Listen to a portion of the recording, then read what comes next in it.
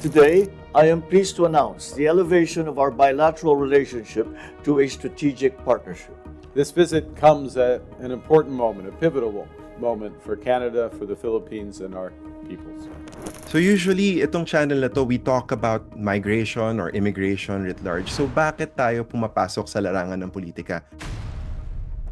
Hi, this is Lou, your immigration lawyer. Kamusta? So as promised, we are coming back today with a longer video with respect to President Ferdinand Bongbong Marcos Jr.'s visit to Canada, where he met in Vancouver Canadian Prime Minister Mark Carney. Napaka-importante na itong visit na to dahil nga ang Canada at ang Pilipinas, pinapalakas nila ang kanilang ugnayan hindi lamang sa level ng diplomacy, pati na rin sa level ng economy, pati na rin sa level ng defense. In other words, ginagawang strategic partners ang dalawang bansa. So usually, itong channel na to, we talk about migration or immigration writ large. So bakit tayo pumapasok sa larangan ng politika? Well, actually, even this type of visit, meron siyang immigration implications. And ito yung importansya ng pag-highlight natin today dahil syempre napag-usapan ito sa balita pero meron tayong mga gustong i-underscore. So simulan natin na ang Pilipinas at ang Canada ay meron ng 77 years of diplomatic relationship. Mayroong 1 million inhabitants ng Canada, citizens, permanent residents, temporary residents who have the Philippines as their point of origin. So basically, there's about 1 million Filipino Canadians in Canada today. The Filipino community is at the very heart of Canada. The Filipino community has helped build the Canada that we know today.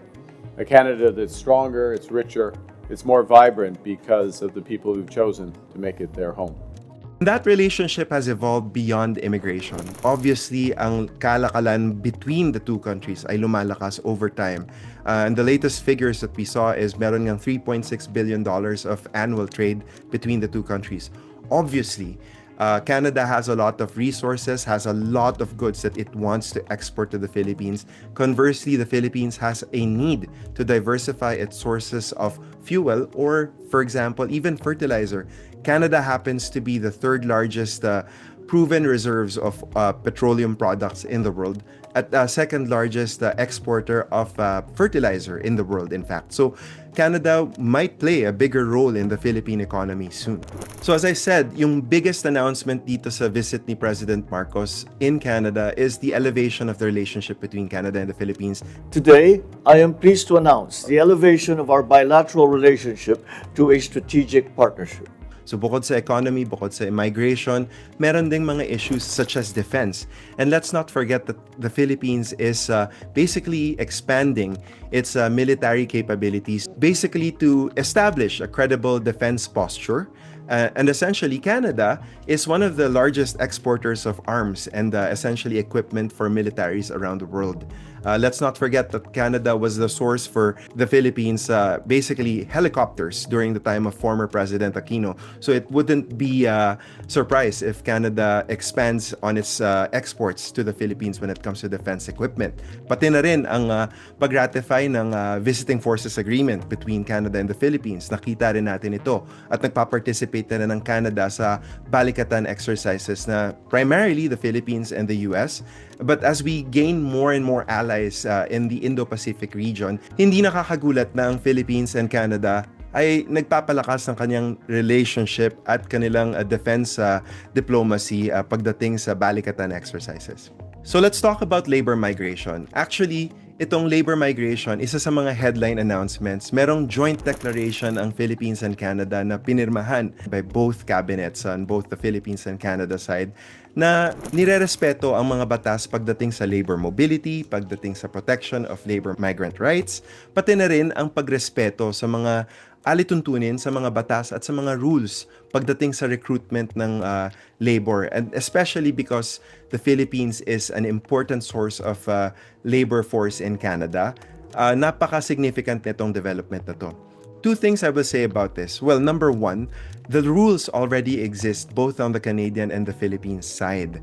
In fact, itong declaration na ito ay kind of repetitive, but number two, the important thing about this ay mayroong declaration at intensyon ang dalawang gobyerno both at the national level. So for the government of Canada, it's the federal government, the Philippines, the government of the Republic of the Philippines, na ina-underscore nga ang importansya ng pagrespeto at paggalang sa mga karapatan ng mga manggagawa, lalo na ng mga labor migrants, at pati na rin ang mga rules pagdating sa recruitment. So maaring nandyan na ang pagbabawal halimbawa sa koleksyon ng recruitment fees galing sa mga workers mismo. Both the Philippines and the Canadian sides, they prohibit the collection of this type of fees. Alam naman natin na sa Canada, bawal na ang empleyado ang magbabayad ng LMIA. Dapat ang employer ang magbabayad ng labor market impact assessment fees to the government. Hindi rin pwedeng i-recoup ng employer ang costs sa pagre-recruit ng kanyang foreign workers outside Canada. Pinagbabawal din ito ng Department of Migrant Workers in the Philippines. So ang nakikita natin dito ay ang alignment at pagpapalakas pa at pagre-remind sa general public na napaka-importante nitong mga bagay na ito sa bawat gobyerno, both in Canada and in the Philippines. At sigurado tayong makakita tayo ng further action sa paggalang nitong mga karapatan na ito. So bakit ba importante na magkaroon ng announcement sa mga batas at sa mga alituntunin na nandoon na? Well, una sa lahat, it's a reminder. Dahil alam natin na kahit na may batas, mayroon pa rin mga pasaway na mga nagva-violate nito. At dito, isang deklarasyon, nakikita natin na galing sa Head of State of the Philippines and Head of Government of Canada, ang importansya sa pagrerespeto ng mga karapatan ng mga manggagawa, lalo na ang mga foreign workers at pati ang mga batas with respect to recruitment of foreign nationals.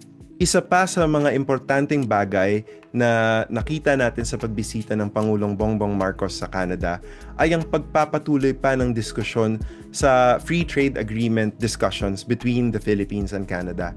Now, inisip natin free trade, Lou, ito yung pagbebenta lang naman ng kalakal at serbisyo, di ba?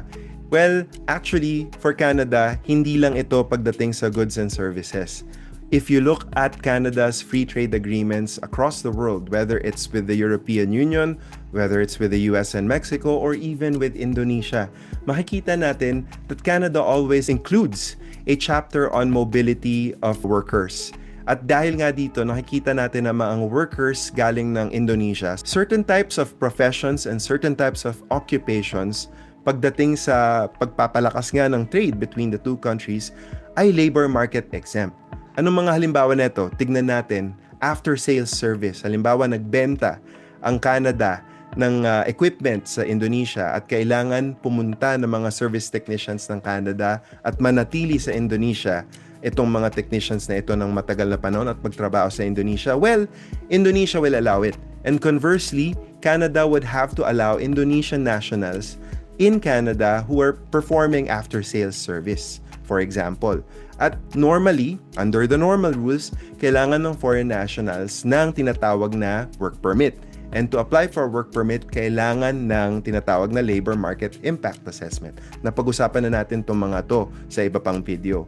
Pero the gist is, if Canada intends to pursue the free trade agreement with the Philippines na merong chapter on labor mobility, ito isang bagay na aking mahigpit na binabantayan dahil nga tinitignan natin kung isasama nila ang mga ilang enumerated professions na magiging LMIA exempt. Kasi for example, in the case of United States and Canada, Canadian nurses who are also licensed in the US would not need the equivalent labor market impact assessment in the US. And US nurses who want to work in Canada, na halimbawa lisensyado rin sila sa province of Ontario, ay hindi na mangangailangan ng labor market impact assessment. Diretso sila sa pag-apply ng work permit. So, napakalaking ginhawa nito para sa mga employers who want to recruit from the US.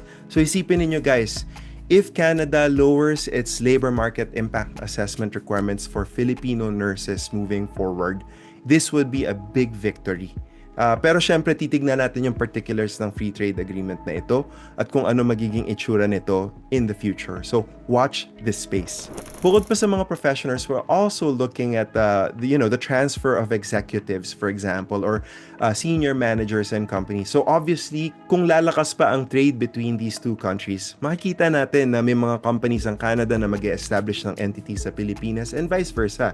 May mga Philippine companies na mag-e-establish ng mga subsidiaries nila in Canada. In fact, we just helped one big one in Canada, and what we did was an intra-company transfer under the General Agreement on Trades and Services, or GATS. Ito yung rules under the World Trade Organization, basically.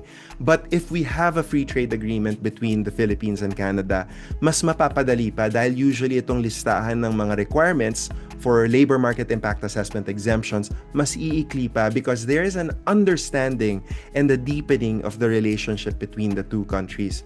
So, watch this space. Napaka-importante na itong development na to dahil makikita natin ang pag-usbong ng mga opportunities for businesses across the border between the two countries. And as I mentioned, nakikita naman natin na palakas ang relationship between Canada and the Philippines when it comes to trade. Hindi natin ma-discount ang connection nito sa movement of people. So obviously, alam naman natin na certain Filipinos who meet a certain set of requirements are now visa exempt to come to Canada. They only need to apply for an electronic travel authorization. And as a sidebar reminder, yung mga may in possession of valid non-immigrant US visa or those who held a Canadian visa in the last 10 years, whether it's a study permit visa or a work permit visa or a visitor visa, maaari rin mag-apply ng electronic travel authorization to Canada. Napakadali kasi within minutes kuha na ninyo. And if you travel to Canada by air, if you fly, for example, from Manila to Toronto, obviously, napakadali na, hindi na kayo mag-aatubili pa para mag-file ng inyong visa na hindi ninyo alam kung kailan lalabas yung visa ninyo. It's so convenient, it facilitates business. So, nakikita natin yung pagpapalakas ng relationship at social, economic, and cultural levels. So, these are very exciting times for the two countries. And ito nga yung mga malalaking immigration implications na naiisip natin when it comes to the negotiation of the free trade agreement. Obviously, this is just the beginning of that deepening and widening of scope sa relationship between Canada and the Philippines. And why this matters to us as Filipino-Canadians is, una sa lahat, mas madali tayo makakatikim ng Jollibee, I Love You Sabado, hindi ba? Nakikita rin natin ang pagtaas ng frequencies ng flights between the Philippines and Canada. Nakikita natin na ang Philippine Airlines, parami ang flights. Na-restore na ang direct flights to Toronto. Nakita natin na ang Air Canada may direct flights na from Vancouver. Hindi ako magugulat kung mas marami pa in the future ang potential avenues. And most recently, nakita din natin, maski yung mangoes from the Philippines have, on a trial balloon basis, naging offer ito sa mga groceries and supermarkets in Canada. Although, syempre, nakita natin medyo mahal, taste of home, kumbaga. Pero, again, exploratory. So, yes, on the economic, social, cultural aspect of this relationship strengthening, ang pinakamalaking benepisyo dito ay para sa mga Filipino-Canadians and those who are aspiring to find their future in Canada dahil magkakaroon tayo ng ibang avenues to actually explore. Pero syempre, we need to temper our expectations. We're still at the negotiation stage. We still need to find out kung ano ba ang kalalabasan ng mga negosasyon na ito.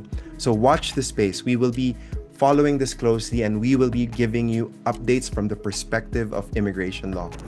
So, if you found this video useful, please like and share this video in your socials. Let's beat the misinformation spread by immigration influencers. Let's help feed the algorithm with good immigration information.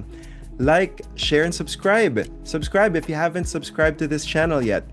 Share ninyo sa family ninyo, sa friends ninyo. And we're building a community. Leave your comments in the comment section if you have any questions or suggestions for future topics. Again, this is Lou, your immigration lawyer. I will see you in the next video. Take care.